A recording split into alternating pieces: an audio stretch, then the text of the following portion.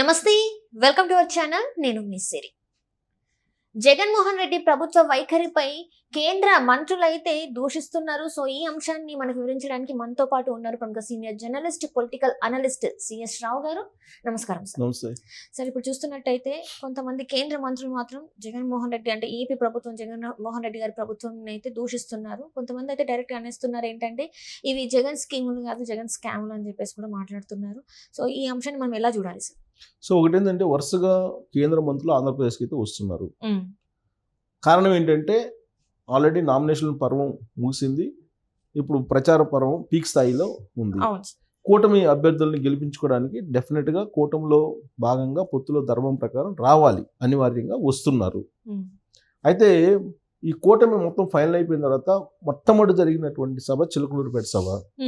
దాంట్లో నరేంద్ర మోడీ వచ్చి వెళ్ళిన తర్వాత లాభం కంటే నష్టమే బీజేపీ కారణంగా కలుగుతుంది అనేటువంటి అభిప్రాయం అటు జనసేనలో, తెలుగుదేశం పార్టీలో కలిగింది. దాన్ని సర్దిద్దుకునేటువంటి ప్రయత్నం సహజంగా ఏ రాజకీయ పార్టీ అయినా చేస్తూ ఉంటుంది. దాంట్లో భాగంగా పిఎంఓ ఆఫీస్, ప్రధానమంత్రి కార్యాలయం ఆల్రెడీ ఒక ఇన్ఫర్మేషన్ తీసుకుంటుంది. సహజంగా ప్రధానమంత్రి నరేంద్ర మోడీ ఎక్కడికి వెళ్ళి ప్రసంగించినప్పటికీ కూడా దాని రెస్పాన్స్ ఎలా ఉంది, ఎలాంటి అంశాలను వెళ్ళి ప్రస్తావించాలి, ఎలాంటి అంశాలు ప్రస్తావిస్తే రెస్పాన్స్, పాజిటివ్ రెస్పాన్స్ వస్తుంది ప్రజల నుంచి అనే దాని మీద ఎప్పటికప్పుడు స్క్రూటినీ చేస్తూ ఉంటుంది ఢిల్లీలో ఉండేటువంటి ప్రధానమంత్రి కార్యాలయం. సో చిలుగురుపేట సభ ముగిసిన తర్వాత వాళ్ళు తీసుకున్నటువంటి ఫీడ్బ్యాక్ ప్రకారం నష్టం ఎక్కువ జరిగింది, లాభం కంటే కూడా అనేటువంటి ఫీలింగ్లో పబ్లిక్ ఉన్నారు. బీజేపీతో పొత్తు పెట్టుకున్నందువల్ల దీన్ని ఓవర్కమ్ చేయాలి అనేటువంటి అభిప్రాయాన్ని వెలుబుచ్చారు. వెలుబుచ్చినటువంటి క్రమంలో అప్పటి నుంచి బీజేపీ వాళ్ళు తన పందాన్ని కొద్ది కొద్దిగా మార్చుకుంటూ వస్తున్నారు అనేటువంటి ఒక అభిప్రాయానికి ఇప్పుడిప్పుడే ప్రజలు వస్తున్నట్టు కనిపిస్తుంది. తాజాగా తీసుకున్నటువంటి కొన్ని చర్యలు కానీ, ఎలక్షన్ కమిషన్ నుంచి, తర్వాత కేంద్ర మంత్రులు రాష్ట్రానికి వచ్చి ఆంధ్రప్రదేశ్కి జగన్మోహన్ రెడ్డి యొక్క ప్రభుత్వం యొక్క తీరుని విమర్శించడం కానీ, ఇవన్నీ చూస్తే కనుక వాళ్ళు పందా మార్చుకున్నారు. కూటమి పొత్తు ధర్మాన్ని పాటిస్తూ వాళ్ళు విమర్శిస్తున్నారు అనేటువంటిది ఒకటి. జగన్మోహన్ రెడ్డి ప్రభుత్వాన్ని, జగన్మోహన్ రెడ్డిని విమర్శించకపోవడానికి ప్రధానమైనటువంటి కారణం ఏంటి? 2019 నుంచి ఇప్పటి వరకు కూడా ఆయన ప్రత్యక్షంగా, పరోక్షంగా అనేక సందర్భాల్లో బీజేపీకి సహకారం అందించారు, సహాయం అందించారు, సహకారం అందించారు, కలిసి వెళ్ళడానికి సిద్ధపడ్డారు. కానీ అక్కడ వైరుధ్యమైనటువంటి సైద్ధాంతిక అంశాలు ఉన్నాయి కాబట్టి ఎన్డీఏలో కలవలేకపోయాడు జగన్మోహన్ రెడ్డి. లేదంటే కలిసి ఉండేవాడే డైరెక్ట్గా. బట్ డైరెక్ట్గా కలవకపోయినా ఇండైరెక్ట్గా కలిసి ఉన్నాడు అనేటువంటి సంకేతాలు అయితే పంపిస్తున్నాడు జగన్మోహన్ రెడ్డి. తాజాగా కూడా ఏం చేశాడు?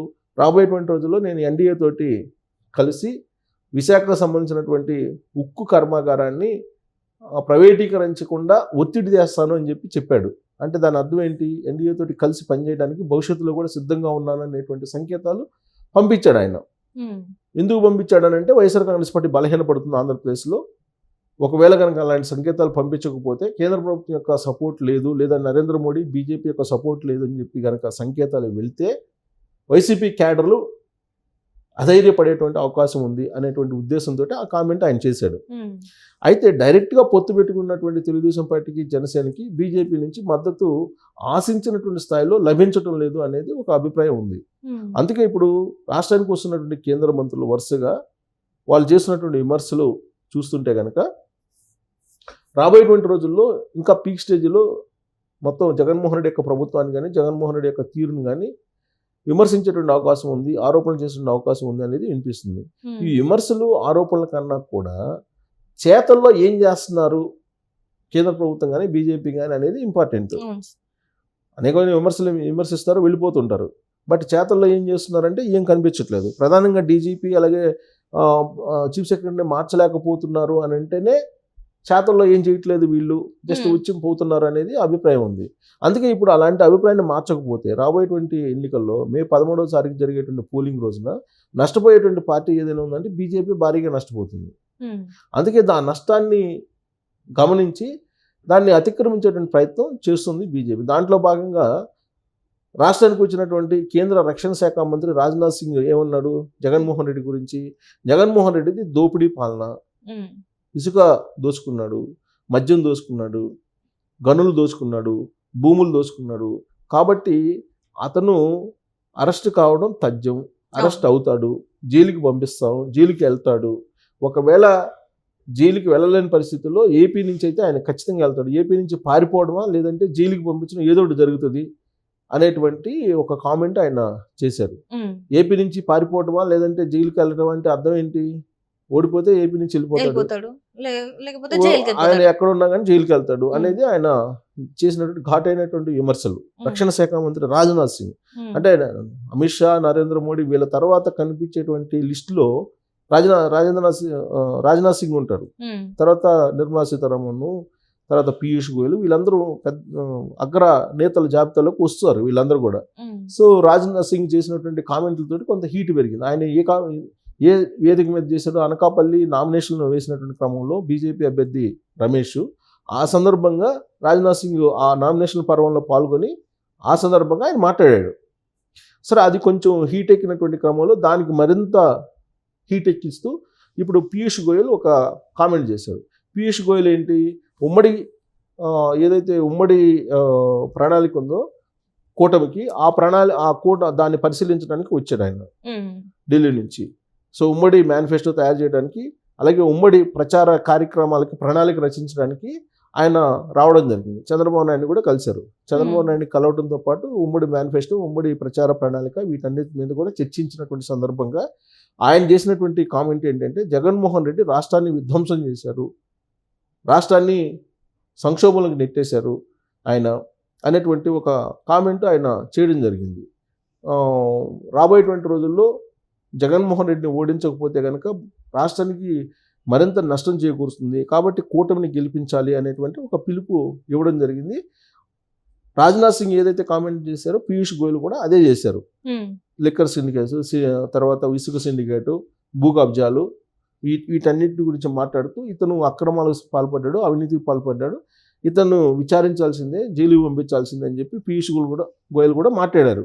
అయితే దీనికి అదనంగా ఆయన జోడించినటువంటి విమర్శ ఏంటంటే, జగన్మోహన్ రెడ్డి కారణంగా విభజన చట్టంలో ఏదైతే అంశాలు పొందుపరిచారో వాటిని నెరవేర్చడానికి సిద్ధంగా ఉన్న కేంద్ర ప్రభుత్వం ఆగిపోయాయి అనేటువంటి ఒక కామెంట్ చేశాడు. దానికి కొన్ని ఉదాహరణ కూడా చెప్పాడు. ఏం చెప్పారంటే, విశాఖ రైల్వే సంబంధించి జోన్కు సంబంధించినటువంటి అంశంలో విశాఖ రైల్వే జోన్కు సంబంధించిన కార్యాలయాల నిర్మాణానికి అక్కడ ల్యాండ్ అక్విజిషన్ చేసి మాకు ఇవ్వమంటే ఇవ్వలేకపోయాడు జగన్మోహన్ రెడ్డి. కాబట్టి అది లేట్ అయిపోయింది, లేదంటే ఈ పాటికి అక్కడ కార్యాలయం కూడా నిర్మాణం అయిపోయింది. చంద్రబాబు నాయుడు ముఖ్యమంత్రిగా ఉన్నప్పుడు ఎయిమ్స్తో పాటు అనేకమైనటువంటి జాతీయ సంస్థలని ఆంధ్రప్రదేశ్లో నెలకొల్పాము. కాబట్టి జగన్మోహన్ రెడ్డి ఉన్నంతకాలం మీకు కేంద్ర ప్రభుత్వం సహకారం అందిస్తామన్నా కానీ అందుకోలేడు.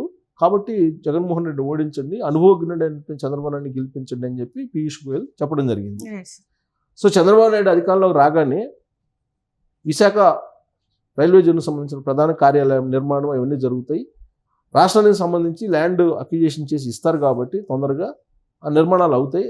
అలా కాకుండా జగన్మోహన్ రెడ్డిని కనుక మీరు గెలిపిస్తే రాష్ట్ర అభివృద్ధి ఆగిపోతుంది, కేంద్రం నుంచి సహాయం కూడా అందుకోలేరు, మీరు అందుకునే పరిస్థితి కూడా ఉండదు అని చెప్పి ఆయన వ్యాఖ్యానించడం జరిగింది. అంటే కేంద్రం రెడీగా ఉన్నా కానీ అందుకోవడానికి సిద్ధంగా లేడు, జగన్మోహన్ రెడ్డికి అవగాహన లేదు పరిపాలన మీద, ప్లస్ అవినీతి పరుడు అని చెప్పి ఆయన కామెంట్లు చేశారు.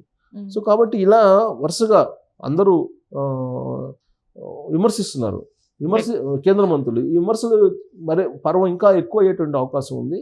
సో అది కనుక రేపు నరేంద్ర మోడీ 3-4 తేదీల్లో వస్తున్నాడు కాబట్టి ఆయన కూడా ఇలాంటి వాయిస్ కనుక వినిపిస్తే అప్పుడు మరింత కూటమిని నమ్మేటువంటి పరిస్థితి ప్రజల్లో ఏర్పడుతుందని చెప్పి మనం విశ్లేషణ చేసుకోవచ్చు.